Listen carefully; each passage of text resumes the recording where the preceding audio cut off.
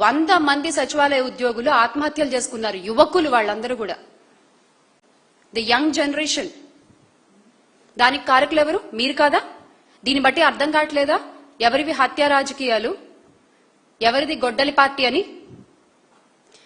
ఈ ప్రభుత్వం వచ్చాక రెడ్ బుక్ పాలనతో వైఎస్ఆర్సీపీ నాయకులపై, కార్యకర్తలపై దాడులు పెరిగాయి. దాదాపుగా 21 మంది రాజకీయ హత్యలకు గురయ్యారు.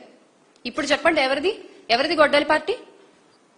మాటలు మాట్లాడడం కాదు, ఇవాళ రేపు ప్రతి ఒక్కటి విత్ ప్రూఫ్ అందరికీ అందుబాటులో ఉన్నాయన్న విషయం గుర్తుపెట్టుకుని మాట్లాడాలి. మాట్లాడే ముందు రాష్ట్రంలో శాంతి భద్రతల గురించి మాట్లాడతారు మీరు. రాష్ట్రంలో శాంతి భద్రతల గురించి ఇంకా మీరే మాట్లాడాలి.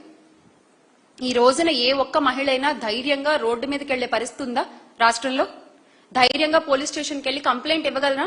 ఇచ్చినా కంప్లైంట్ తీసుకుంటారన్న నమ్మకం లేదు, తీసుకున్నా ఆమెకు న్యాయం జరుగుతుందన్న నమ్మకం లేదు.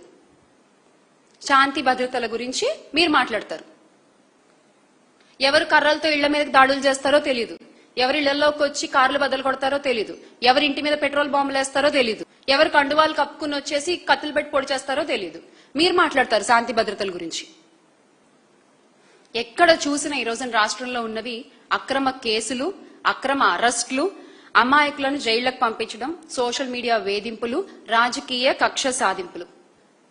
నిజమైన స్త్రీ శక్తి ఎలా ఉంటుందో గత ప్రభుత్వంలో జగన్మోహన్ రెడ్డి గారు చేసి చూపించారు.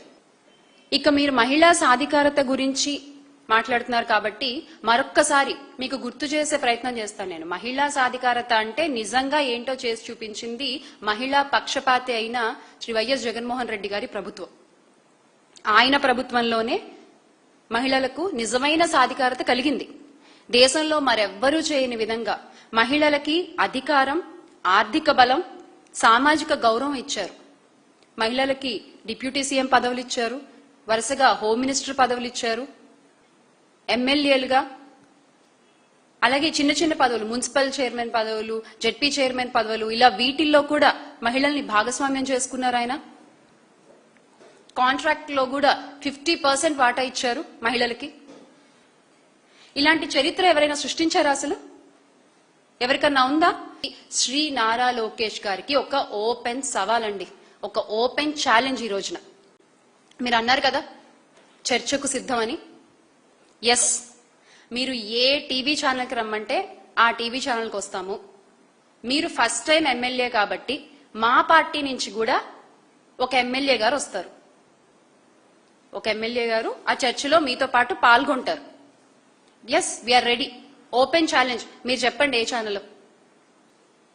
బట్ అంతకంటే ముందు మీ శాఖలో పెండింగ్ లో ఉన్న పూర్తి ఫీ రియంబర్స్మెంట్, వసతి దీవెన బకాయిలు దాదాపుగా 10,000 కోట్లు ఎప్పుడు మీరు ఇస్తారో చెప్పండి, ఎప్పుడు మీరు ఇవ్వగలరో చెప్పండి. అలాగే డిఎస్సి అక్రమాలపై ఎందుకు మాట్లాడకుండా పారిపోతున్నారో చెప్పండి.